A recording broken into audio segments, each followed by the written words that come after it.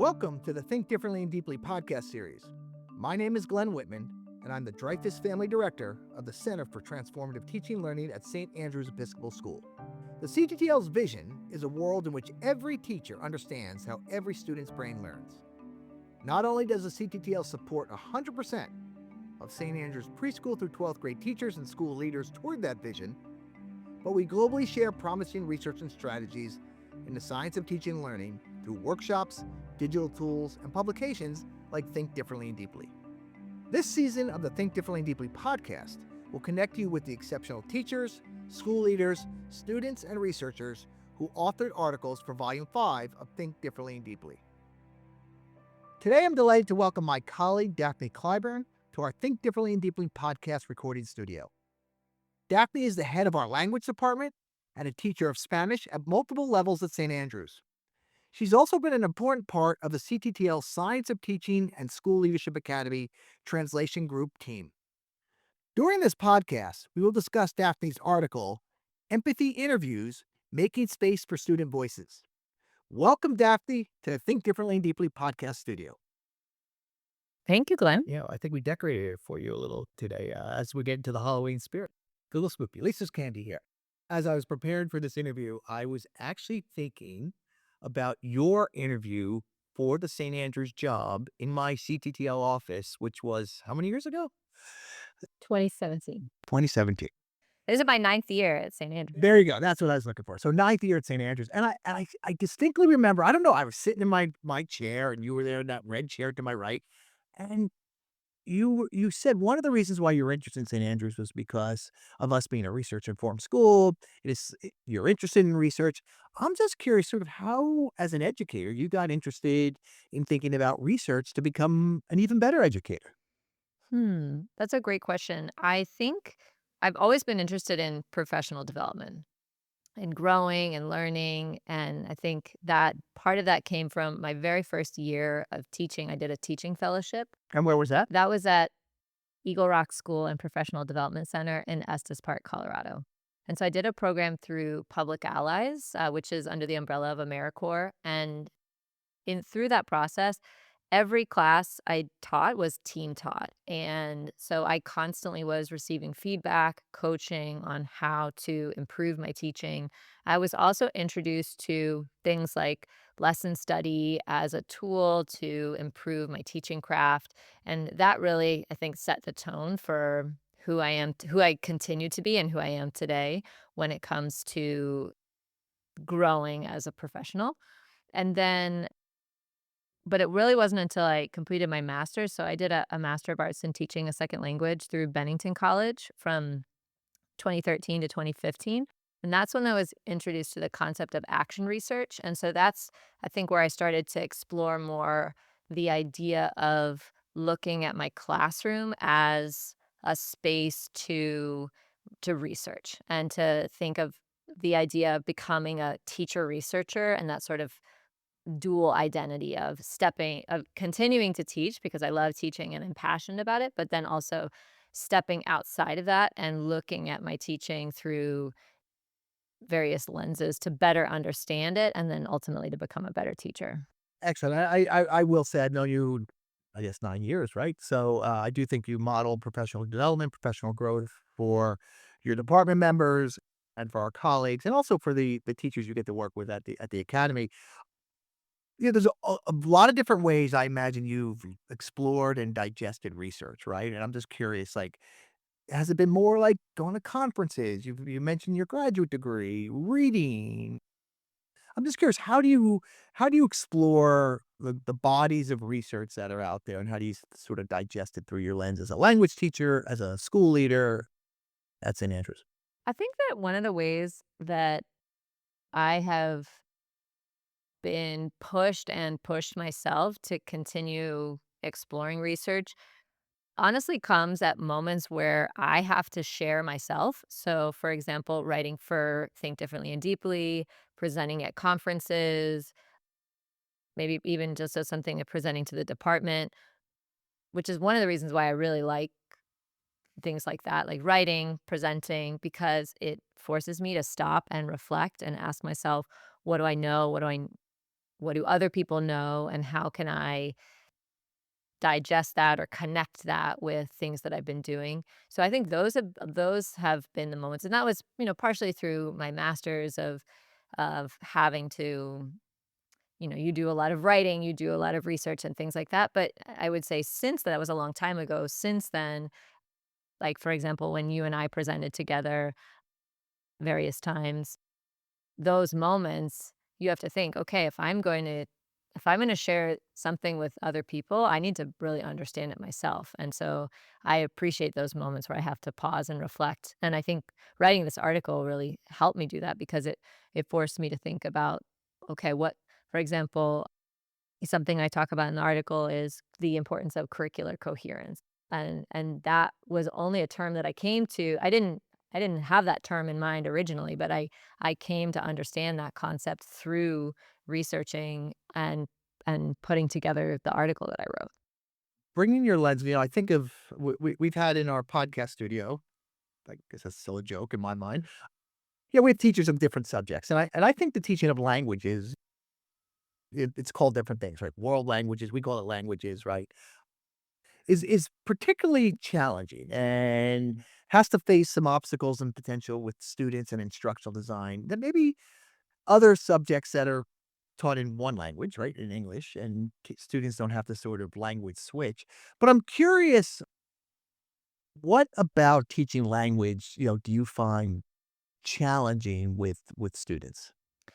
I think one of the things that I find challenging about teaching language with students is striking the balance between, well, one is time, is that we have only 3 hours in person with our students every week, and so we really have to make it count, and so then the question comes up, well, what does that mean to make it count? What should those 3 hours look like? And I believe that in order to, and research supports this, in order to acquire language, we need to take in and make meaning of as much of whatever the target language is as possible. But certain things can come up against that. And that, for example, could be changing expectations from year to year in terms of what students need to know to be successful at certain levels of a language. And so something I talk about in the article is how that was something that came up in terms of students struggling to adjust year to year to different expectations. And so I think going back to the question, I lost the question. Oh, no, it's Come not back like to no, no, no. When you're in your active working memory, right? So you got a lot. There's cognitive overload, right? No, no. I think the question was what makes. I think there's some distinct things about teaching languages at schools, right? Because I think you're, and I see it. Like I teach history. It's rigorous. It's challenging, but I'm teaching English. 95% of my students, that's their first language. They do not have to do any translation in their brain, and I feel like there's some things around mindset and purpose and relevance that I I have to fight against, but don't have to fight against in the languages. So I think there yeah. was probably 8 questions in my one question about Well, 10 I minutes think ago. maybe part of it is content. What is content in the language classroom? And that's, I think as language teachers, we're trying to do so many different things. We're trying to help our students, and this is speaking for Spanish specifically. So might look different in a language like Latin that isn't traditionally spoken. But we're trying to teach them how to communicate in different modes. We're trying to help build their skills in reading and writing and communicating interpersonally. But all of that isn't happening in a vacuum. So we're also trying to incorporate aspects of culture, both the culture of the classroom and who we are, as well as culture in the greater Spanish speaking world. And so I think one of the challenges is trying to do so much in so little time, and then figuring out how to prioritize those things as well, with keeping in mind what research tells us about about how language is acquired. And that will be coming a question. I wanna go back to you used the phrase "make it count," and I was as I was thinking about your this idea of empathy interviews, I felt like part of your motivation for conducting these empathy interviews is to make sure, the time we are teaching kids languages, from whether it's from our youngest learners here, which is elementary school, to our AP high school students, that we make it count, right? Because again, there are constraints. Our kids are using the target language in class, but most of them go home and they're not speaking it unless it's an assignment, especially if it's an oral assignment. So I'm curious, what drove you to this idea of trying to make it count by learning more about the student experiences? So the title of your article, "Empathy Interviews: Making Space for Student Voices," is an action research or an evidence generation project that you took on, but what got you into this idea of empathy interviews? Because I think that'd be a fresh idea for many people out there. Sure. So I arrived at this idea from a mentor of mine, whose name is Michael Seguero, and he was a mentor for me when I worked at Eagle Rock. And when I went to him, this is early on when I became department head in the first couple of years. We had moved away from following a textbook series in the department, and what I was finding was that students were finding it challenging moving from level to level, and that kind of made me wonder, okay, what can I do as department head to help make the department stronger? And how to just overall make our language department as strong as it can be.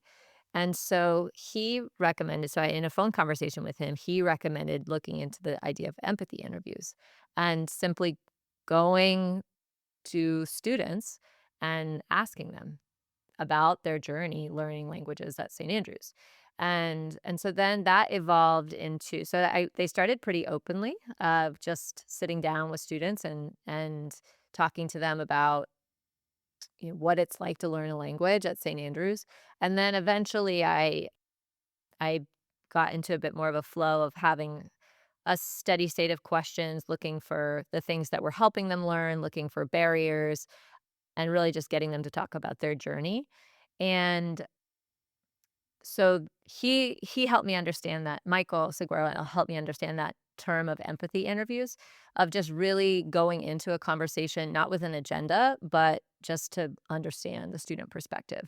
And I think since then, I have more and more come to believe so strongly that in everything we do as teaching, we need to be incorporating student voice into making our just to make our teaching practice stronger. If we're not getting the student perspective, then we're missing the mark. No, I mean, I think you've heard me say this. I think education's a very interesting industry. I think we're the only business, and education's a business. I know my people out there might push out against that. Some of our own colleagues would say that, but our end users, our clients, are our students. And Apple would not make the next iPhone or iPad without interviewing the students. But so many times in teaching, we don't interview the clients. So what I loved about is how you drew from your sample size. I think it was 15, the original, right? Roughly, yeah, that's right. And I loved it was like kids who really immersed themselves in language, doubled up on languages, switched languages at St. Andrews, stopped taking a language their senior year, right? Which we would love kids to not only finish their career at St. Andrews, but also keep going on in college, right? Completed the 2-year language requirement in the upper school, right? I think you also went far beyond that, or had not even yet completed the language. They were sort of in the process. So what what were some of the patterns, or what'd you hear from the kids? After those conversations, I did look for different kinds of patterns and just saw, I took notes on all of the interviews. I transcribed them. In my first round, I took notes. In my second round, I transcribed all of the interviews. Right. And as I talked about a little bit before, I think one of the themes throughout what had to do with the importance of curricular coherence. So the idea that students were feeling challenged when the expectations shifted significantly from year to year. And there was one, I was looking back at what I wrote, and I loved this one quote that a student said: at times it felt just like throwing pasta at the wall and seeing what sticks a little bit. And I and and I just It could have made you hungry too I on way beyond know, of it, right? yeah, Yeah. but I think to me, a lot of the results shed light on the importance of the connectedness that's important for long-term success in language. If students are going from year to year and they're having a completely different experience, then that's slowing down their progress in their proficiency development, but it's also probably frustrating them and making them less likely to continue with the language. But I also think that there were things that came out that really I was really happy in a lot of ways that I think touched on a lot of what we do with the CTTL and the placemat is thinking about, for example, incorporating choice, incorporating play in the classroom, and those were things that multiple students mentioned. So there were little things. So it wasn't only I would say the interviews were really helpful because they helped shed light on things that were going well and things that we were doing well and should keep doing. But then they also helped me see this kind of confirmed a hunch that I had that students were struggling to move from level to level because of the differing expectations that were happening from it, particularly in languages where the teacher switches every year, like Spanish and a little bit more of Spanish and French. Right. Yeah. No, no, it'd be interesting if you do a study because we have some kids who have the same teacher 2 years in a row. So, okay, so you collected this data, you had these great interviews, you transcribed it, or you had to do, and then you went back to your department members, and you have a veteran group of department members, right? They have strong opinions about teaching and learning, which is great, fully dedicated to the craft. And teachers are hard to change and move, even if the end users give an idea. So, how do you deliver the data back to your department? And then what were the next steps in terms of thinking about how does that inform work or transfer work? Or it was nice to know, but I'm going to keep doing what I keep doing. So I certainly had to be mindful of how I was going to share the data with the department because there were certain things that came up in the conversations that connected with a specific teacher. Sure. I imagine we're a And small so school. And yeah, I get it. so what I did was I took notes on all of the interviews. I made all of the interviews anonymous, and I took notes on all of the interviews, and I put them together into different documents that were all different. I used all different colored pieces of paper, and I brought together the department, and we took time to inquire into the data. So I spread out. I had a whole. We were all in a classroom together. I spread out all of the notes or all the documents with the notes on them, and and they looked at things like as I talked about different questions of what what helps students learn, what barriers exist, and what are the gems. So what were the things that were interesting that came up? And so I used those three questions to help formulate the documents.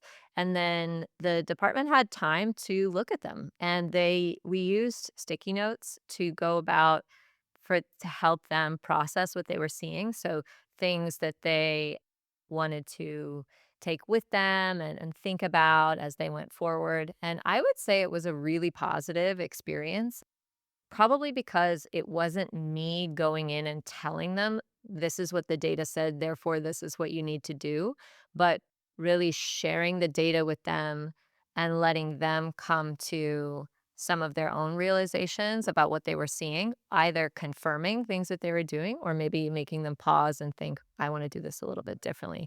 And I think that that's something that is so powerful about the student voice. And going back to the advice that I got from Michael Seguero was, bringing in a lot of ways, I think bringing in student voice can help sometimes with those more challenging conversations, because if we're hearing things from our students, then that hits differently than if an administrator or myself as department head goes and says to my department, this is a problem, you need to change it. But No, I agree, and, so I agree because I think at the academy, like, we believe in student voice a lot, right? We have students who present those student voices. I also think there's been moments here, not enough, and maybe other schools do it better, where students are at faculty meetings when there's discussions around teaching and learning, which I want to encourage all schools to think about more. I want to do it more here. Like, why aren't students at every faculty meeting where we're talking about teaching and learning? Can I ask you? I know I jumped in there, so I cut you that's off, but okay. you talked about curriculum coherence, but there was another C word that you talked about a lot. I'm curious, by sharing it the way you did, you want to build collective efficacy amongst your colleagues, right? Again, different levels require different strategies, and we want to honor the agency of teachers and their secret sauce. But at some point, I think we have to be okay with there's some things commonly we know is good instruction, whatever level of languages or history that we should all be doing, right? So I'm just curious. First of all, when you think of collective efficacy, because it is a word out there in the research literature, and certainly John Hattie talks about it in terms of its effect size, and there's been some challenges to that. But why go after collective efficacy? And then how did this research help that? Sure. So collective advocacy is a term that I came to before I came to curricular coherence. So I think that Thanks really for telling me the order. yeah, Yeah. so I think that originally when I first began, and I'm thinking back to different department meetings or department heads meetings where I talked over and over again about the idea of pulling on the oars Yeah. together So and you had really a picture of drove. a crew team in some body of water. I remember that. Yes, Yes. exactly, and I think a lot of that also came out of moving away from a textbook series. So when you move away from having something that grounds you as a department where everybody's using the same textbook from year to year, and so that's the thing that's helping, I'm doing air quotes, helping us move pull on the oars together.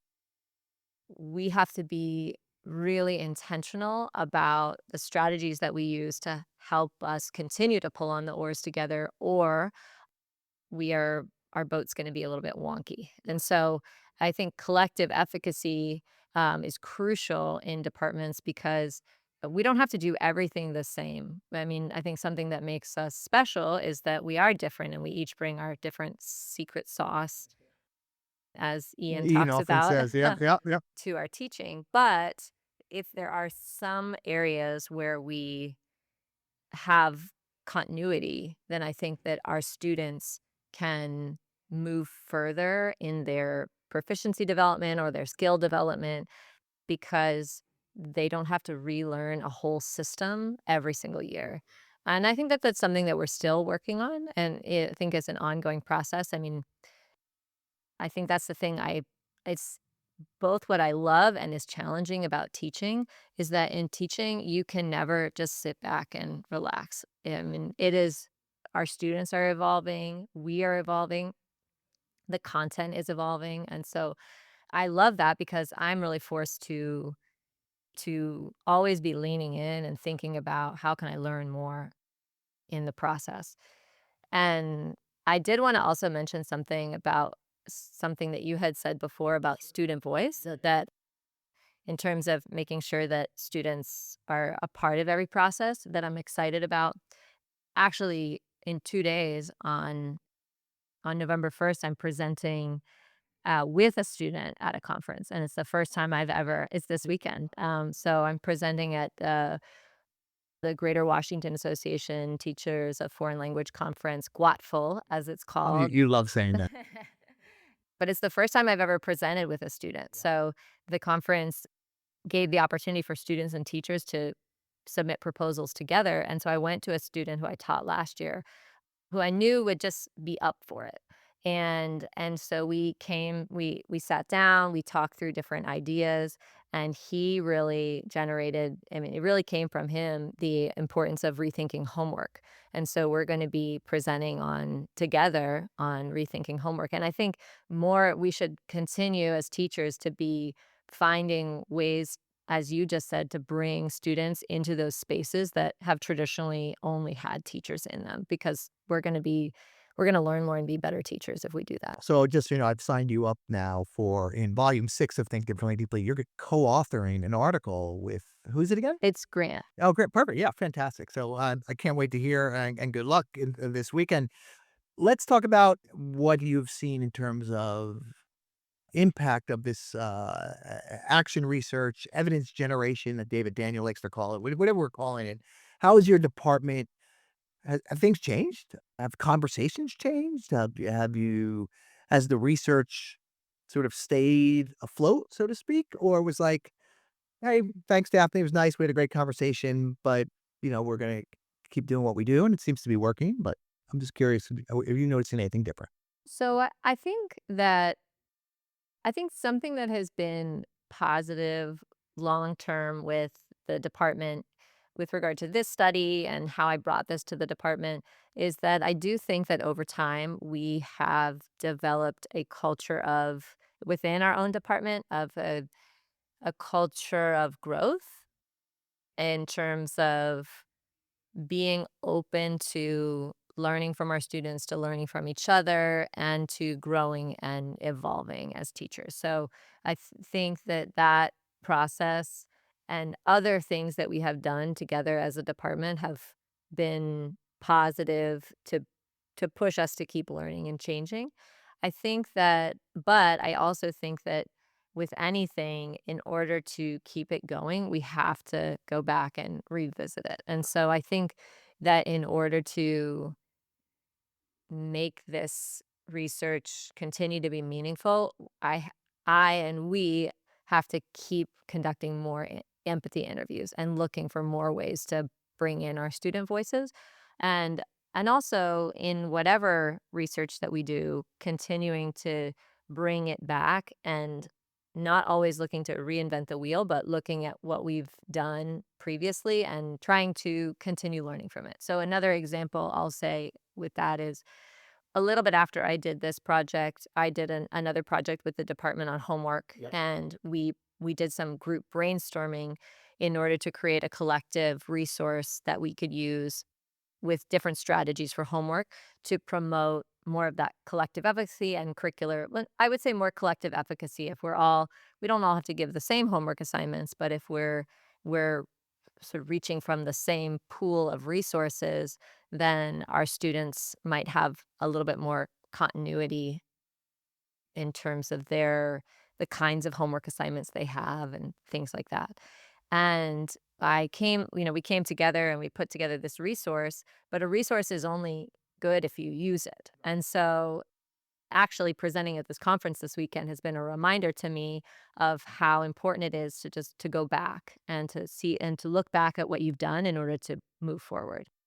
And so I would say that's something that we're continuing to get in a flow of. And as department head, I'm really thinking about right now in terms of how do I continue to make research something that happens department wide, and how can I also make sure that we're going back and reflecting on things that we've done. So that leads me to my second to last question. Action research or taking time because you spent hours doing this, generating evidence from a hypothesis or questions or just things you want to know takes time. And I think teachers feel like sometimes that's a bridge too far, so to speak. And so I'm just curious, like you're very dedicated to professional growth and you'll give the time, but how do you think we can get more teachers, and even in a lighter way than maybe you did, to think about, hey, doing action research, doing some evidence generation really should be part of your professional growth and professional experience? I think I would say that it can happen within the time that you have with the students. So it doesn't necessarily have to happen outside of the classroom. I think thinking about how can you gather data in your own, whether it's an hour, 45 minutes, 80-minute block, whatever you have with students, how can you actually look at that as an opportunity to gather feedback from students, whether it's more of a reflective exit ticket where you ask students to reflect on a question relating to something about your class that you want to improve, or I suppose it can certainly come in the form of surveys and things like that as well. But we can do a lot in the time that we have in class. We just have to be intentional about how we design it. So, for example, something that I've been grappling with recently is how I start class and really creating a routine that also allows for novelty in class. And so some of the things that I've been doing are trying something and then asking for feedback from the students after that. So, and that all happens in the hour that I see them. I would also think that the human moment, like surveys are nice and all that, and some kids might just go through and click the middle column. Like having that time of speaking and listening to each other, right in the age of AI, little depersonalization, that probably goes a long way to a lot of feelings of like sense of belonging my voice matters. So I really like that you've given it the time. I know teachers out there, it is time, right? But we certainly reach out to Daphne. You can see her article online at the CTTL.org, or you can actually just reach out to us for a printed publication. But her email's there, and I'm assuming you'd be excited to receive some emails about the piece. I think I got to come back to when I see you in the hallways, when I see you interacting, when I see you at meetings. You love teaching, and you love education, and you love learning. What's behind all that? Like, it's every day in your DNA. That's really nice. It is. I'm just curious, like, I would like to bottle it and I believe all teachers have that, maybe not every day. What is it about that you really get excited about coming to school, working with kids every day, teaching them about world languages, and actually being a teacher researcher? One, I'm very relational and I'm a questioner. So I could ask questions all day. So this has been an interesting process of answering questions.